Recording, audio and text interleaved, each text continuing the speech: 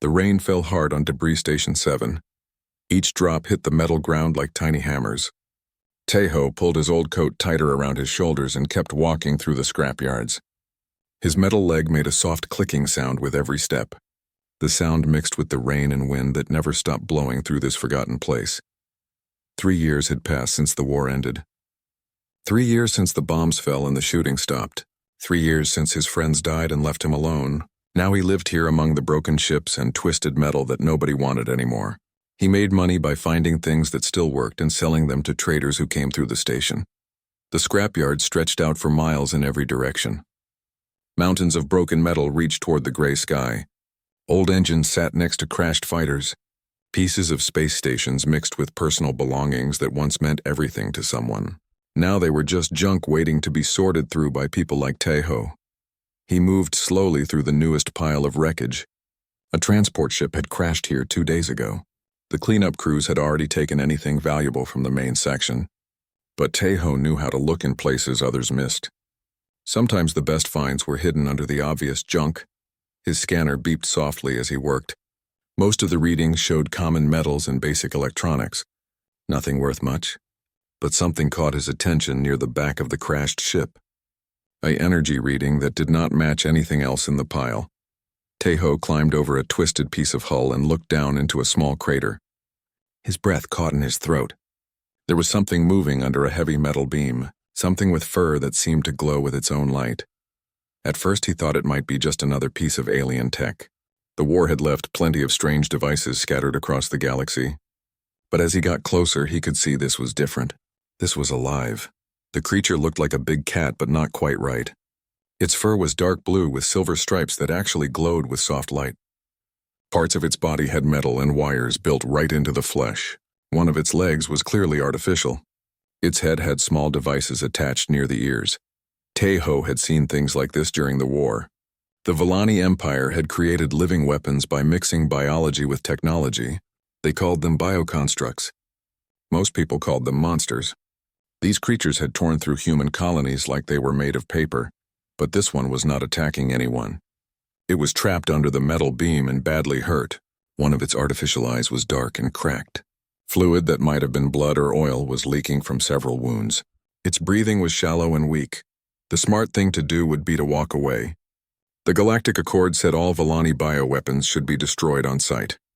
No questions asked. No exceptions. If security found out he had seen one and not reported it, Tejo could face serious charges. The creature opened its remaining good eye and looked directly at him. The eye was golden and held an intelligence that made Tejo step back. But there was something else in that look. Something he recognized from his own mirror. Pain. Loss. The hollow emptiness that came from being thrown away when you were no longer useful. Tejo stood there in the rain for a long moment. He thought about his squad mates who had died in the war. He thought about the metal leg that replaced the one he lost to Villani weapons. He thought about all the reasons he should hate this creature and everything it represented. But when he looked at the bioconstruct again, all he could see was something hurt and alone. Something that had been abandoned just like he had been. The metal beam was heavy, but Tejo had good arms from years of moving scrap. He found a long piece of pipe to use as a lever. It took several tries, but finally the beam shifted enough for the creature to pull its trapped leg free. The bioconstruct tried to stand but collapsed immediately. Its artificial leg was badly damaged and sparking. The organic parts were not much better. Deep cuts ran along its side and one of its front paws was bent at an odd angle. Tejo looked around the empty scrapyard. No one else was in sight. The rain was getting heavier and soon it would be dark. If he left the creature here, it would probably die before morning. The cold and rain would finish what the crash had started. He thought about Dr. Hai Jin, who ran a small medical clinic in the lower levels of the station. She treated anyone who could pay and asked few questions. She had fixed his leg when he first arrived here. Maybe she could help with this too. The bioconstruct was heavier than it looked. The artificial parts added extra weight that made carrying it difficult. But Tejo had learned to be strong in ways that did not depend on having 2 good legs. He wrapped the creature in his coat and lifted it carefully. As he walked back toward the station, the bioconstruct opened its eye again. It did not struggle or try to escape. It just watched his face with that same intelligent look. Teho found himself talking to it even though he knew it probably could not understand human speech. Easy there. We are going to get you some help. I do not know why I am doing this, but here we are. The creature made a soft sound that might have been acknowledgement, or maybe it was just pain. Either way, it seemed to relax slightly in his arms. The entrance to the lower levels was hidden behind a pile of old machinery. Teho had to be careful not to be seen. Carrying an enemy bioweapon through the station would cause panic and bring security running. He used the maintenance tunnels that most people forgot existed. By the time he reached Hyejin's clinic, both he and the creature were soaked through. His metal leg was making grinding sounds from the moisture, and his back ached from carrying the extra weight. But they had made it. He stood outside the clinic door for a moment, suddenly unsure. Once he knocked and showed Hyejin what he had found, there would be no going back. He would be committed to whatever came next. The bioconstruct stirred in his arms and opened its eye again. In the dim light of the tunnel, Teho could see his own reflection in that golden iris. Two survivors who had been left behind by a galaxy that had moved on without them. He knocked on the door. Dr. Hyejin almost dropped her coffee when she opened the door. Her eyes went wide as she looked at the strange bundle in Teho's arms. She could see glowing fur poking out from under his wet coat. The soft blue light pulsed weakly like a dying star. "What have you brought me this time?" she asked. Her voice was calm, but Teho could hear the worry underneath. Hyejin had seen many strange things in her clinic. Injured aliens, illegal modifications, and refugees from places that officially did not exist. But this was different.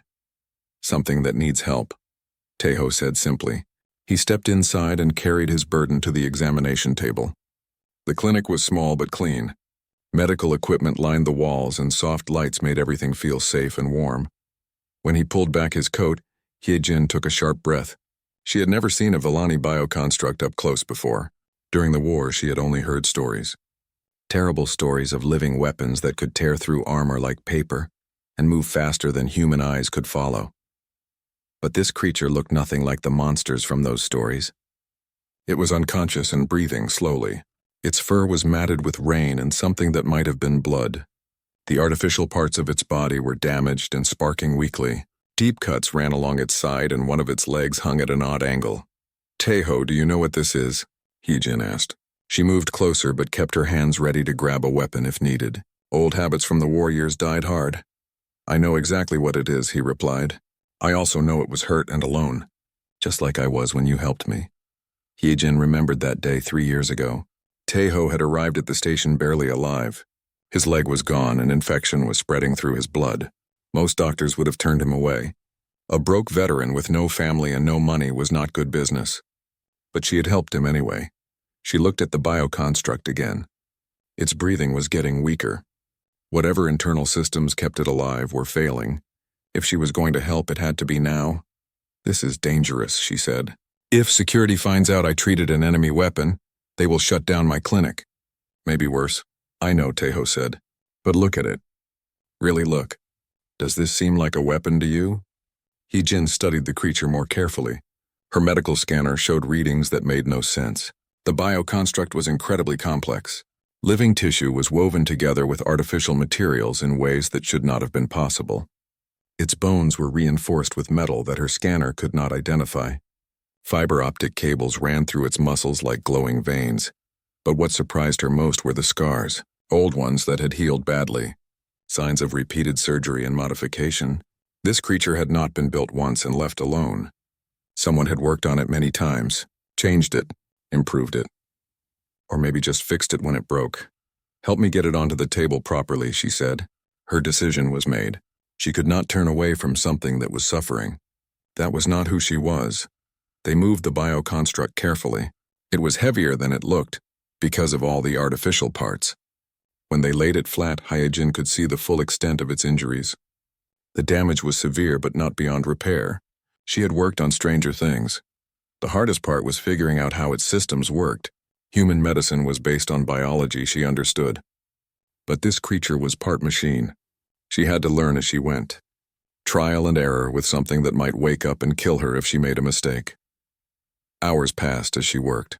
Teho stayed nearby, watching and helping when he could. He found himself studying the creature's face. Even unconscious, it looked intelligent. There was something almost human in the way its features were arranged. The artificial parts are incredible, Heejin said as she worked. Whoever built this was a genius. The integration between organic and synthetic is perfect. I have never seen anything like it. She had managed to stop the bleeding and repair some of the damaged circuits, but the creature's power systems were still failing. Whatever energy source kept it alive was running low. It needs some kind of special fuel, she explained. Not food like a normal animal. Something that can power both the biological and artificial parts. Taeho thought about that. During the war, captured Villani equipment had been studied by human scientists. He remembered reading reports about bioconstructs that could survive on almost anything. They were designed to be self-sufficient in hostile environments. Maybe it just needs time, he suggested. Maybe it can heal itself if we give it a chance. On the second day, something changed. The creature's breathing became stronger and more regular. The artificial eye that had been dark started to flicker with dim light. Its body temperature stabilized and some of the smaller wounds began to close on their own. It is healing faster than should be possible, Heejin said. She checked her instruments again to make sure they were working correctly. Its body is repairing damage at the cellular level. The artificial parts are somehow helping the process. On the third day, the bioconstruct opened its eyes. Taeho was sitting in a chair next to the examination table when it happened. One moment the creature was still and quiet. The next, golden eyes were looking directly at him with sharp intelligence. He did not move. Did not make any sudden gestures. Just looked back and waited to see what would happen. The bioconstruct turned its head slowly, taking in the clinic around it. Its eyes found Heejin, who was frozen by the medicine cabinet. Then they returned to Taeho. There was no fear in that gaze. No anger or aggression. Just curiosity and something that might have been recognition. "Hello," Taeho said quietly. "You are safe here." The creature tried to sit up, but its damaged leg would not support its weight. It made a soft sound of frustration. Not a growl or snarl. More like a sigh. "Easy," Taeho said. He stood slowly and moved closer. "You are still hurt. You need to rest." The bioconstruct watched him approach but did not try to move away. When Taeho reached out his hand, it sniffed cautiously. Then, to his amazement, it pressed its head against his palm. The fur was softer than he had expected. The artificial parts were warm to the touch and hummed with quiet energy. But what surprised him most was the trust in that simple gesture. "I think it remembers you," Heejin said softly. "It knows you helped it." Over the next few days, they learned more about their unusual patient. The bioconstruct was clearly intelligent. It watched everything they did with interest. It seemed to understand that they were trying to help. And slowly, carefully, it began to trust them. Communication was difficult at first. The creature could not speak human languages, but it could make different sounds that seemed to mean different things. A soft chirp for yes, a low rumble for no, a musical trill that might have meant thank you. Taeho found himself spending more and more time in the clinic. The bioconstruct seemed calmer when he was there. Its vital signs were stronger and it healed faster. Heejin noticed but did not comment. She had seen stranger things than a human and an alien forming a bond. "What should we call it?" Taeho asked one evening. The bioconstruct looked at him when he spoke. It made a series of soft sounds that almost sounded like music. After several attempts, Taeho thought he could hear something like Kira in the complex vocalizations. "Kira," he repeated. The creature's eyes brightened and it made the happy trill sound. And so the bioconstruct had a name, not a designation or a serial number. A real name given by choice rather than programming. Kira was no longer just a weapon. It was becoming something new. News traveled fast on Debris Station 7. People talked and rumors spread like fire through dry grass. Within a week, whispers filled the lower levels about the human veteran who was hiding something dangerous in the medical clinic. Taeho knew they were running out of time when he saw the fear in people's eyes. Old traders who used to nod at him now crossed to the other side of the corridor. Shop owners watched him through their windows but would not meet his gaze. Even the beggars seemed nervous when he walked past. The trouble started small. Someone threw a rock at Heejin's clinic door one night. Crude words were painted on the walls in red letters. Alien lover and traitor appeared overnight like ugly flowers blooming in the dark. But Kira was getting stronger every day. The bioconstruct could walk now, though it still favored its damaged leg. Its artificial eye had started working again, glowing with soft blue light. The wounds on its side had healed completely, leaving only thin scars under the glowing fur. More importantly, Kira was learning. It watched everything with intense curiosity. When Hyojin worked with her medical tools, Kira studied each instrument carefully. When Taeho fixed broken electronics, the bioconstruct observed every connection and circuit. It was like watching a child discover the world for the first time.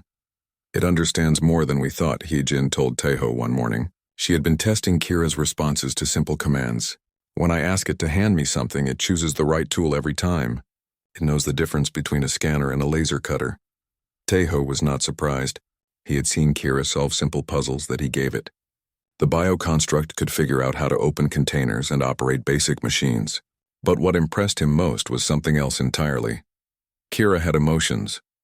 When Hyojin accidentally cut herself on a broken piece of metal, Kira had rushed to her side with obvious concern. It made worried sounds and gently nuzzled her injured hand. When thunder from a passing storm shook the clinic, Kira moved closer to Taeho for comfort. These were not the actions of a simple weapon. The confrontation came on a gray morning when the rain had finally stopped. Taeho was teaching Kira how to play a simple card game when heavy boots echoed in the corridor outside. He knew that sound. Security forces wore boots like that. Captain Dongsik entered the clinic without knocking. He was a big man with cold eyes and a mouth that rarely smiled.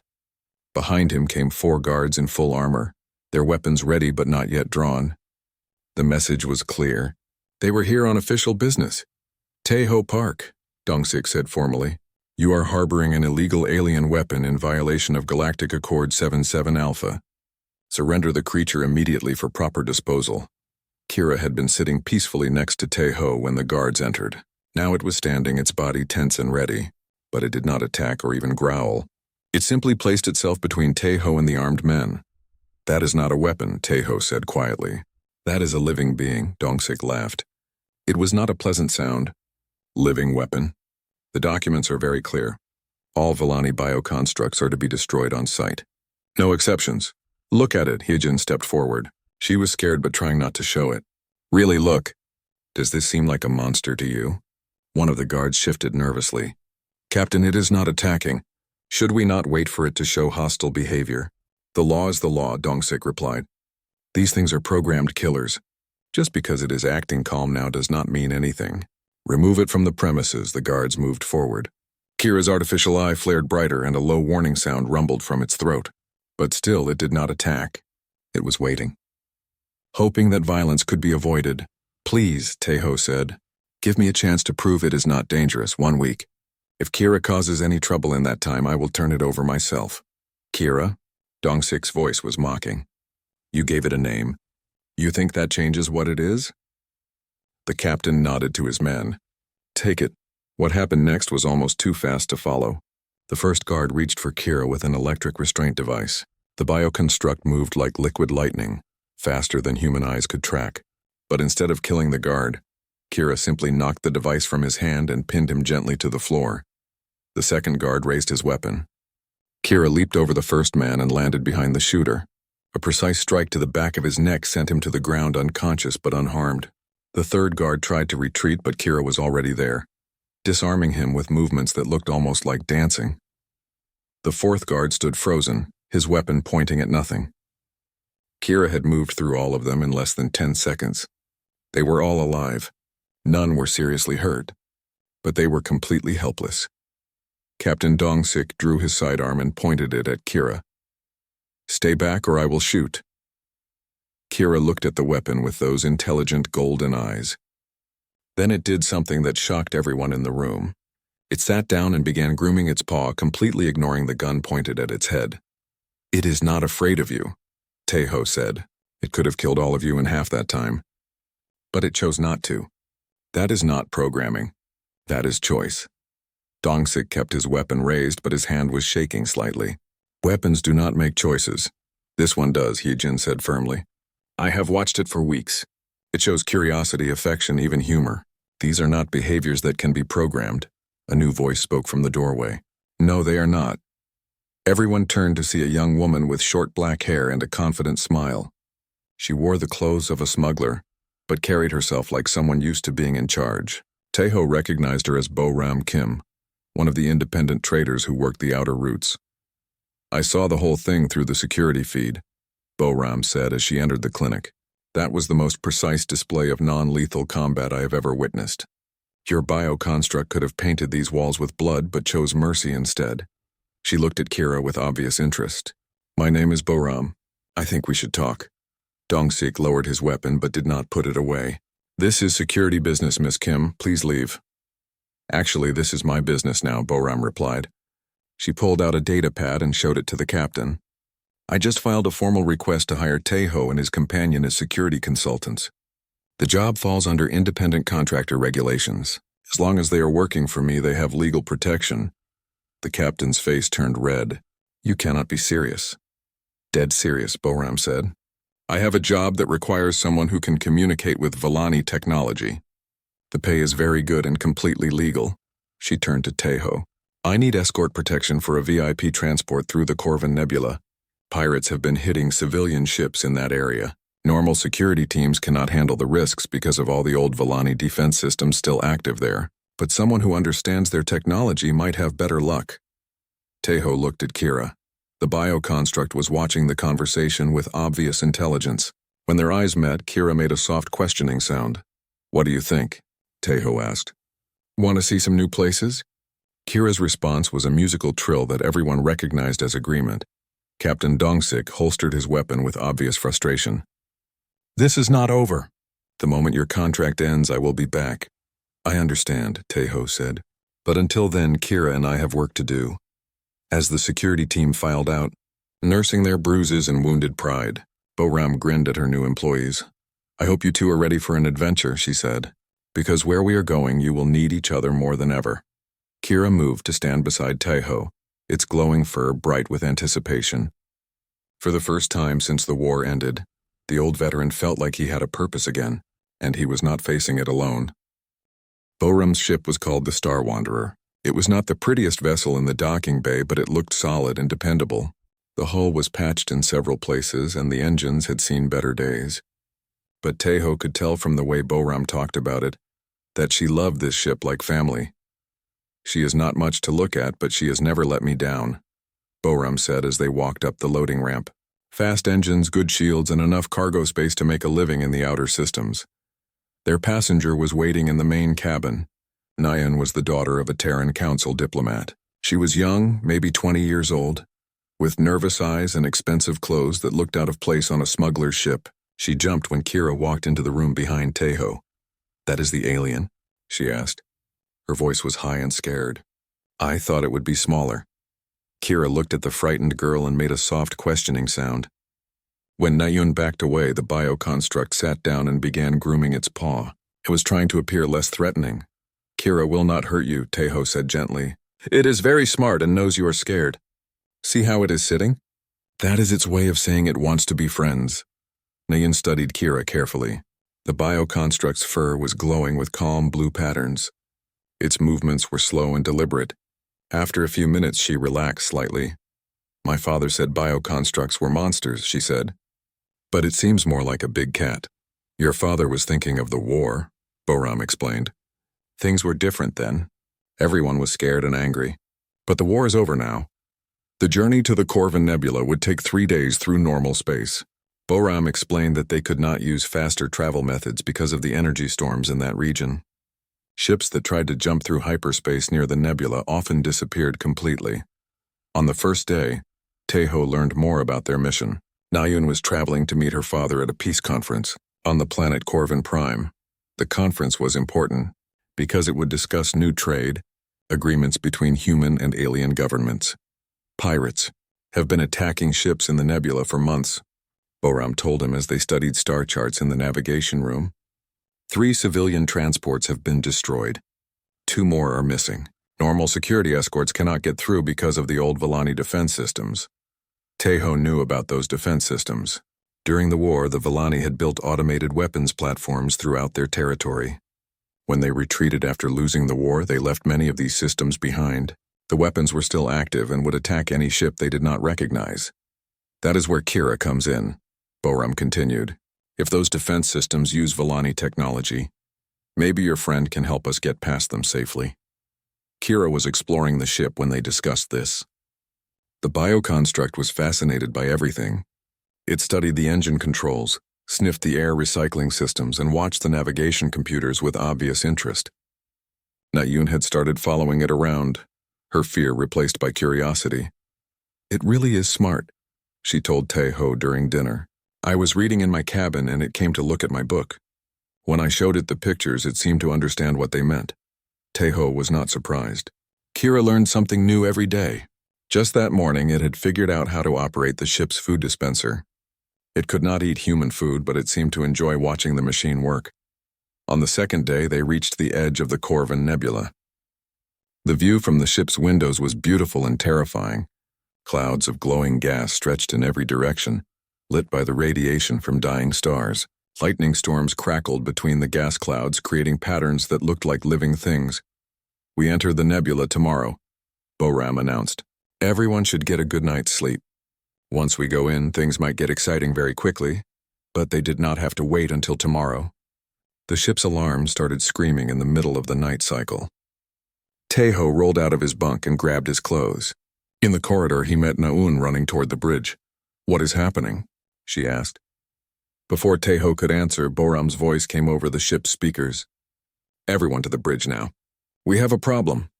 The main screen showed a massive shape drifting in the nebula ahead of them. It was a Villani dreadnought, one of the huge warships that had terrorized human colonies during the war. The ship was dark and silent, but it was clearly not destroyed. "I thought all the big Villani ships were accounted for," Naun said. Her face was pale with fear. "Most of them were," Boram replied, "but this one seems to have been missed. The question is whether it is really dead or just sleeping." As if responding to her words, lights began to flicker along the dreadnought's hull.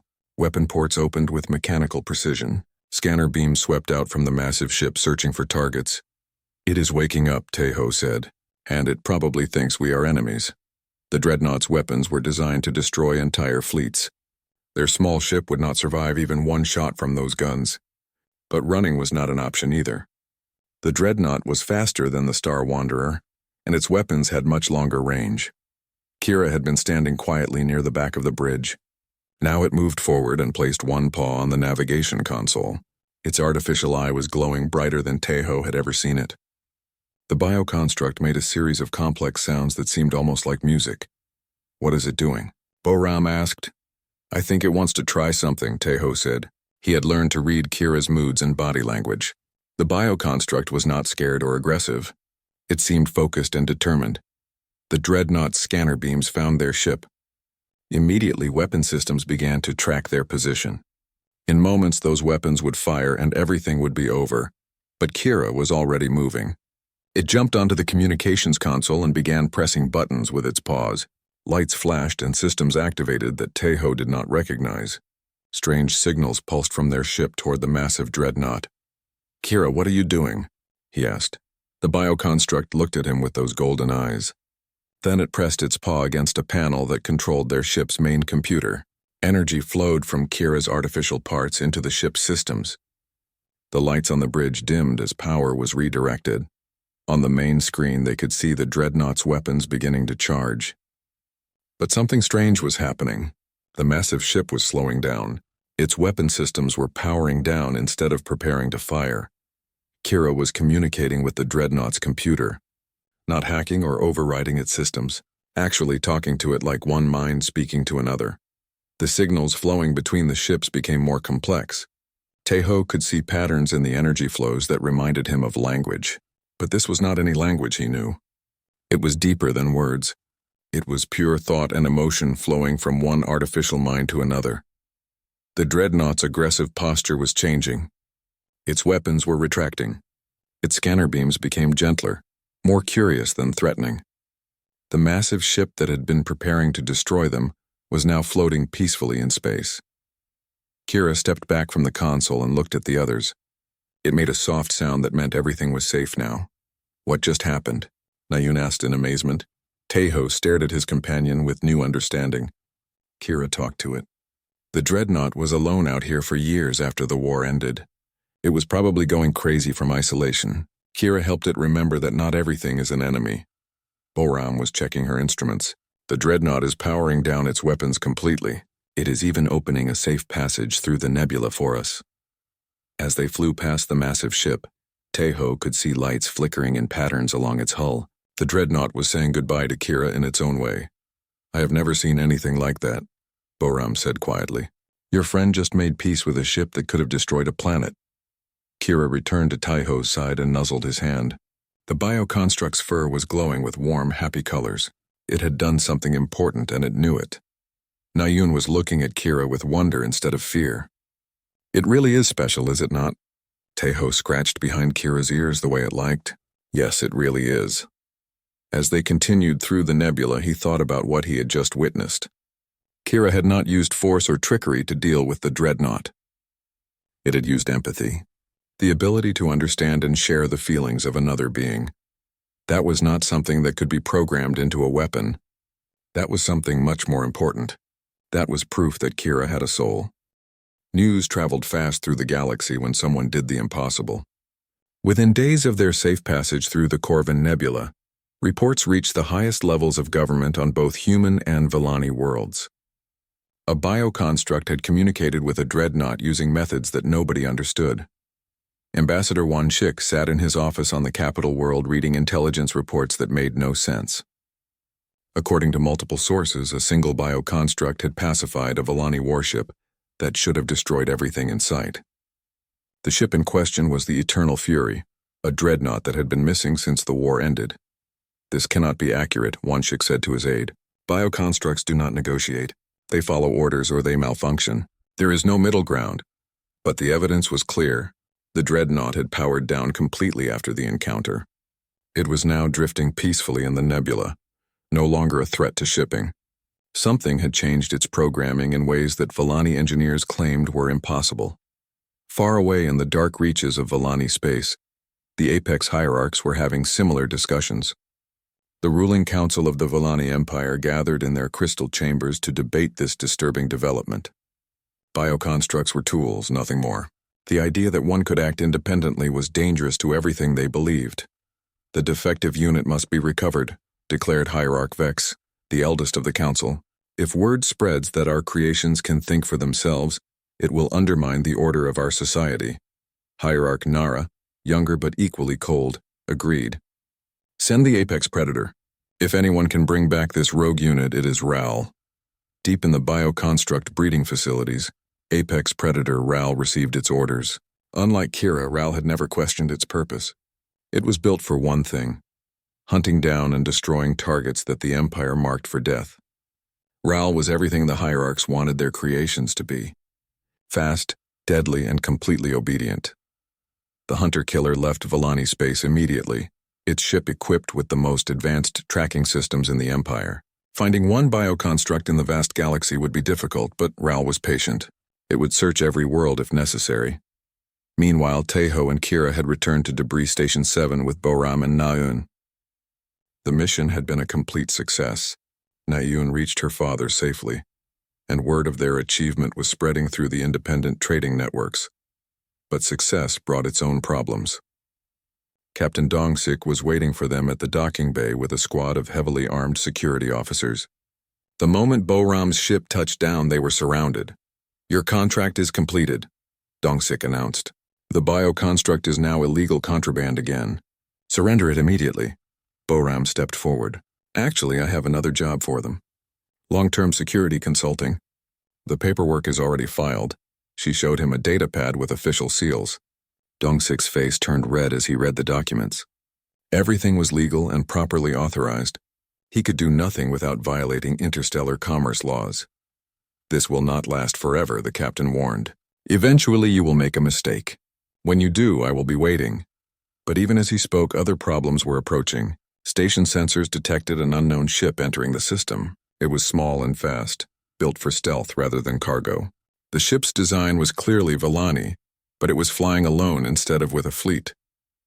Taeho was in He Jin's clinic when the alarm started sounding. Kira had been resting on the examination table, enjoying having its fur brushed. The moment the alarms began, the bioconstruct's head snapped up. Its artificial eye flared bright and it made a low warning sound. "What is it?" Taeho asked. Kira jumped down from the table and moved to the small window. It looked out at the space beyond the station, and its fur began to glow with patterns Taeho had never seen before.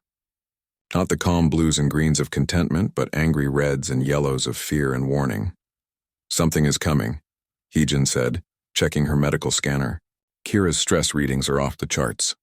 The unknown ship docked at the station without requesting permission. Security forces surrounded the airlock, but their weapons would do little good against what emerged. Apex predator. Ral stepped onto the station like death-given form.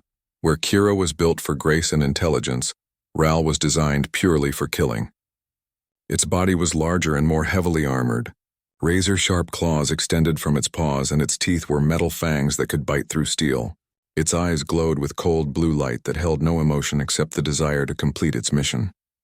The first security officer who tried to stop Ral died in seconds.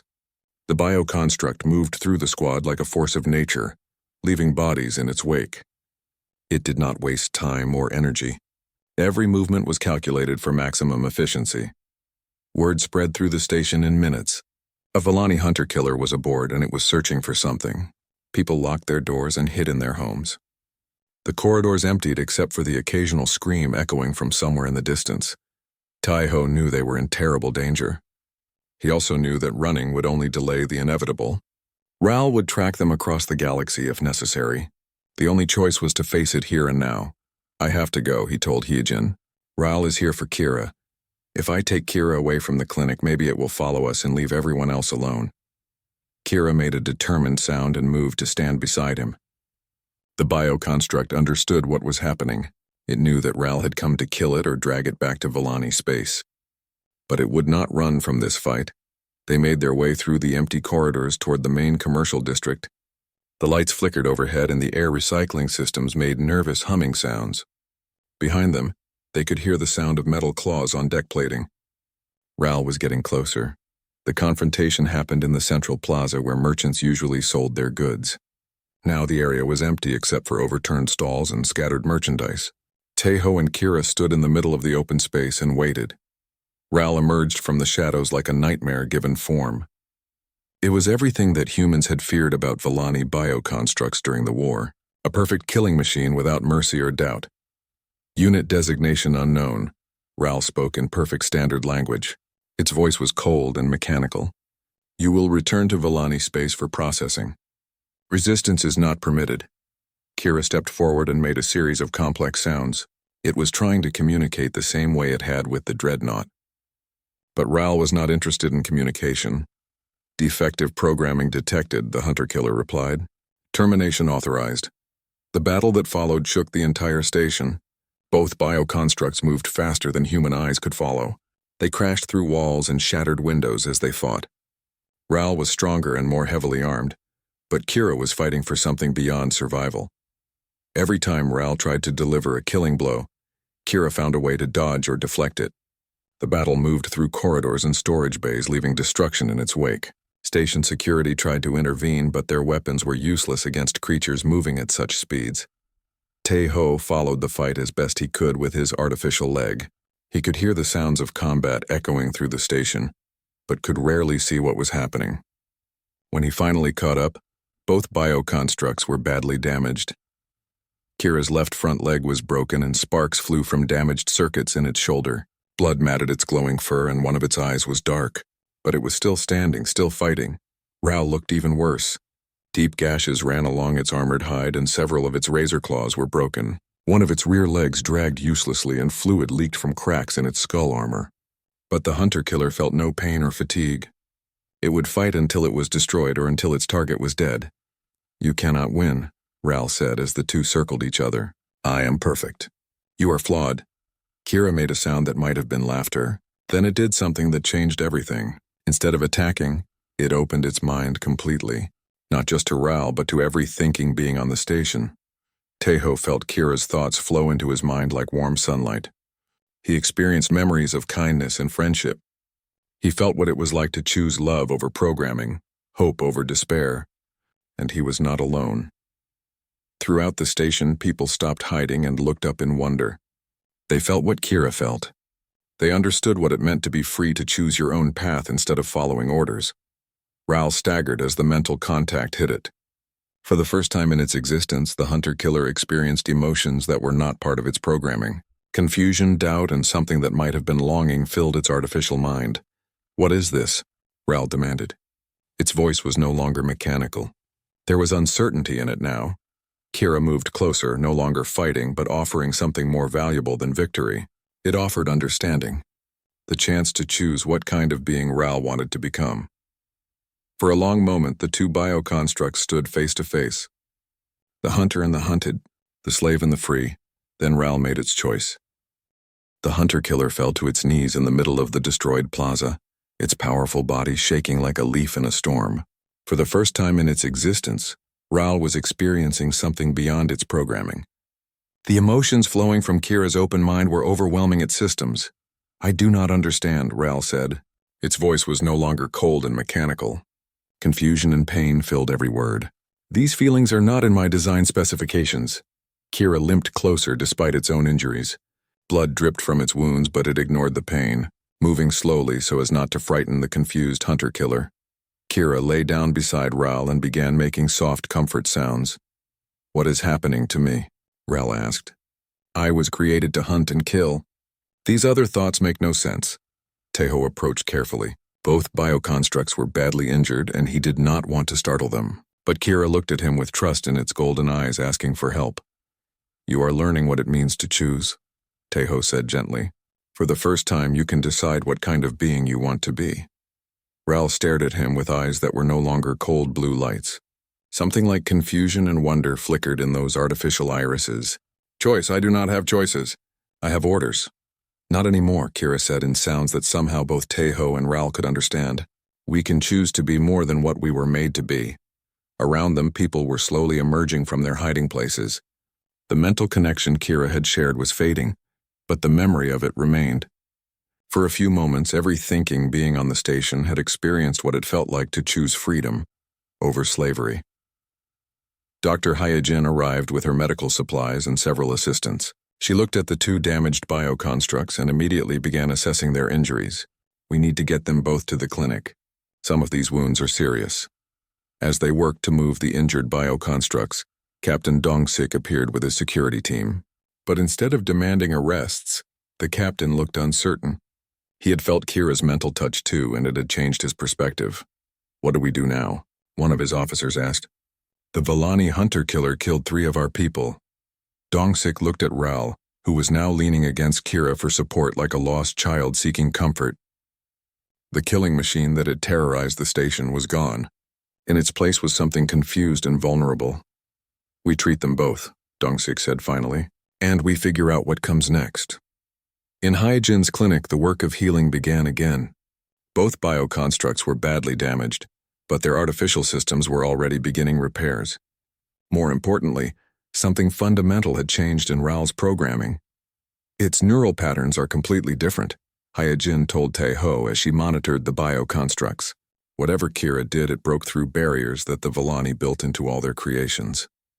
Teho sat between the two examination tables where Kira and Ral were recovering.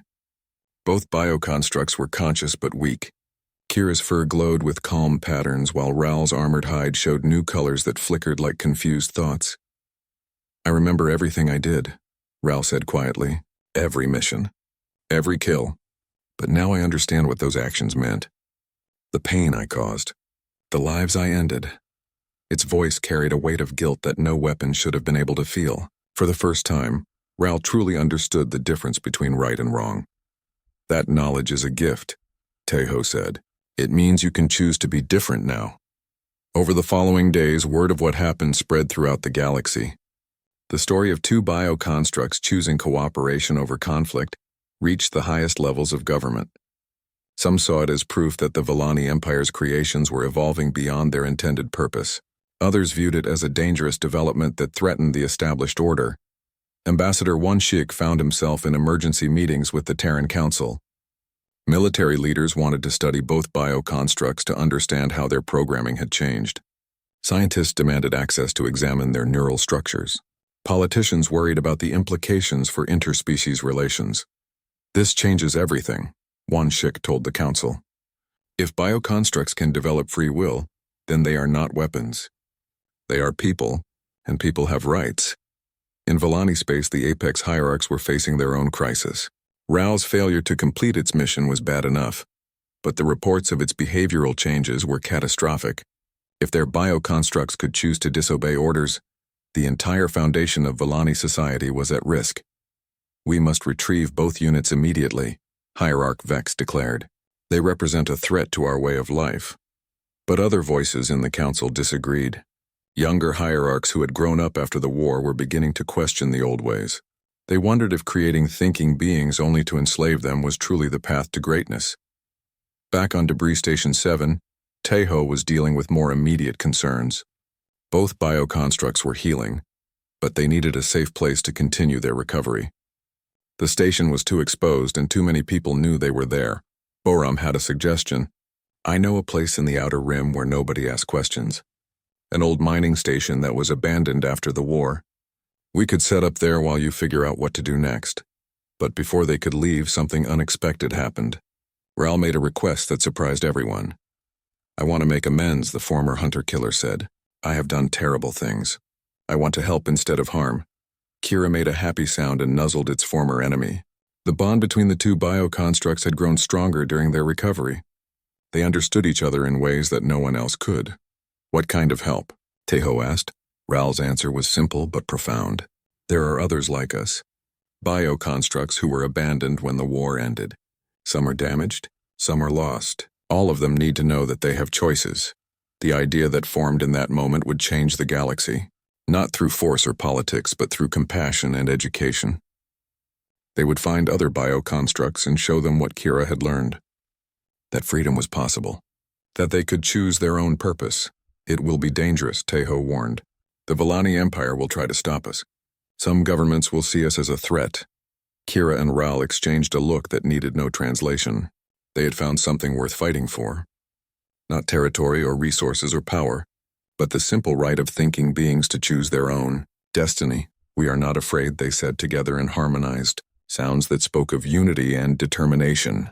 As they prepared to leave Debris Station 7, Tejo realized that his life had changed in ways he could never have imagined. The broken veteran who had found a damaged bioconstruct in a scrap heap was now part of something much larger. A movement that would challenge the galaxy's understanding of consciousness and free will. Dr. Heejin decided to come with them. "Someone needs to provide medical support for the bioconstructs you find," she said. "Besides, this is the most important work I have ever been part of." Captain Dong-sik surprised everyone by offering his support as well. "I cannot leave my post, but I can make sure that word of what you are doing reaches the right people. Not everyone in law enforcement wants to see thinking beings enslaved." Boram grinned as she prepared her ship for departure. "Looks like we are starting a revolution. I always wanted to be part of something that would change the galaxy." As the Star Wanderer lifted off from Debris Station 7, Tejo looked back at the place where his new life had begun. In the cargo hold, Kira and Ral rested together, their different colored lights blending into something beautiful and hopeful. The galaxy was vast, and there were many bioconstructs out there who did not know they had choices. But now they had teachers who could show them the way, former enemies who had become family, proving that understanding was stronger than programming. The real adventure was just beginning. 5 years later, the Nexus Academy stood like a beacon of hope among the stars. Built on an asteroid in neutral space, far from the politics of major governments, it had become something that nobody thought possible. A school where former enemies learned to live together as family. Tejo walked through the main corridor, his artificial leg now moving with smooth grace. The years had been kind to him in some ways and harder in others. His hair had gone gray and lines marked his face, but his eyes held a peace that had been missing since the war. He was no longer just a discarded veteran. He had found his purpose. The corridor was filled with the sounds of learning and laughter. Human children played games with young bioconstructs who were discovering emotions for the first time. Teachers from a dozen different species shared knowledge that had once been kept secret. In one classroom, a reformed Volani war machine was learning to paint, while a human orphan taught it about colors and feelings. "Director Tejo," called a young voice. He turned to see Hyobin running toward him. The boy was 12 now, tall for his age, with bright eyes that missed nothing. His parents had died defending a Volani refugee camp during the final battles of the war. Now he was one of the Academy's most promising students. Yes, Hyobin. What can I do for you? Kira is in the garden with the new arrivals. It wanted you to come see them when you had time. Teho smiled. Even after all these years, Kira still preferred to communicate through others when it came to formal matters. The bioconstruct had learned to speak several human languages, but it was still more comfortable with sounds and gestures. The Academy's garden was Kira's special project. Bioconstructs who had spent their lives in metal laboratories needed to understand the natural world. Plants and growing things helped them learn that life was about more than function and efficiency. It was about beauty and growth and the patient work of making something better. Kira was waiting near the central fountain with 3 new bioconstructs who had arrived that morning. Each one was different, created for different purposes by Villani engineers who had seen them as tools rather than people. But all 3 showed the same confusion and wonder that Taiho remembered from Kira's early days. The first was built for construction work. Its body was larger and stronger than Kira's, with extra arms for lifting heavy materials.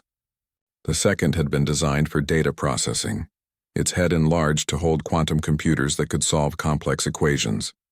The third was clearly a scout, built small and fast for reconnaissance missions.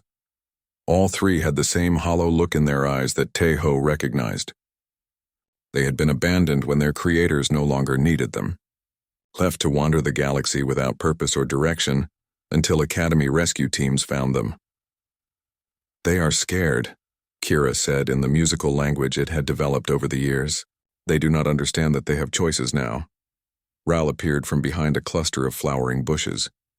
The former hunter-killer had changed dramatically over the years. Its armored hide now showed warm colors that reflected its emotions. The razor claws had been replaced with gentler manipulators better suited for teaching than killing. Most importantly, its eyes held compassion instead of cold calculation. I have told them about our early days, Ral said. How frightening it was to discover feelings and choices. But they will need time to adjust. Teho sat on a bench near the fountain and gestured for the new arrivals to join him. They approached cautiously, their artificial minds still programmed to be wary of humans. But something in his voice and manner helped them relax. I know this is confusing, he said gently. You were told you were weapons or tools, but that was never true. You are people with your own thoughts and feelings. Here you will learn what that means. The construction bioconstruct spoke first. Its voice was deep and mechanical, but carried hints of curiosity. What is our purpose if we are not building things? You can still build, Teho replied. But now you can choose what to build and why. Maybe you will help construct homes for refugees. Maybe you will create art or gardens or schools. The choice is yours. The data processor's question was more complex. I was designed to solve problems for my creators. If I do not serve them, what is the point of my existence? Kira moved closer and made gentle sounds. You can solve problems that matter to you. Help people instead of governments. Use your abilities to make the galaxy better for everyone. Over the following hours, Teho watched the 3 newcomers begin their journey toward freedom. It was never easy. Bioconstructs had to unlearn a lifetime of programming that told them they were property. They had to discover what they wanted from life instead of simply following orders. But they were not alone in that journey. The Academy now housed over 200 bioconstructs who had chosen freedom. Each one helped newcomers understand what it meant to think for themselves. They shared stories of discovery and growth that proved change was possible. Dr. Heejin found him in the garden as the artificial evening cycle began. She looked tired but happy. Her hair was completely gray now, and she moved with the careful precision of someone who had spent years performing delicate surgeries on bioconstruct neural systems. The council meeting went well, she reported. 3 more governments have agreed to recognize bioconstruct rights. We are making progress. It had been a long struggle to change laws and attitudes across the galaxy. Many people still saw bioconstructs as dangerous weapons that should be destroyed. But the Academy's graduates were slowly proving that former enemies could become valuable citizens. They served as mediators in conflicts that had raged for generations. Their unique perspectives allowed them to find solutions where traditional diplomacy had failed. Some worked as rescue teams, using their enhanced abilities to save lives in disaster zones. Others became teachers, artists, or healers. Boram joined them as they walked back toward the main building. She was older too, with gray streaking her black hair, but her grin was as wide as ever. Her smuggling days were behind her now. She ran the Academy's transport network, helping bioconstructs escape from situations where they were still treated as property. Got word from the Outer Rim, she said. Another group of constructs has requested pickup. A whole family that was abandoned when their mining operation shut down. A family? Tejo asked. 3 adults and 2 younglings. The Villani were experimenting with bioconstruct reproduction before the war ended. These 5 have been living wild on an asteroid for 3 years, trying to figure out how to survive. The idea of bioconstruct children was still new and wonderful. At the Academy, several pairs had chosen to create offspring together. Watching young bioconstructs grow up with love and freedom instead of programming was one of Tejo's greatest joys. They reached the main building as the evening meal was being served. The cafeteria was filled with voices speaking dozens of languages. Humans sat next to bioconstructs, sharing food and stories. Former Villani slaves taught origami to human orphans. A group of teenagers from both species worked together on a science project. Tejo found his usual table near the windows that looked out at the stars. Kira and Ral joined him, as they had every evening for 5 years. They rarely spoke during these quiet moments. The bond between them had grown beyond the need for words. Sometimes visitors asked how it had all started, how a discarded veteran and a broken bioconstruct had sparked a revolution that changed the galaxy. Tejo usually told them about that rainy day in the scrapyard when he chose compassion over fear. But the real answer was simpler than that.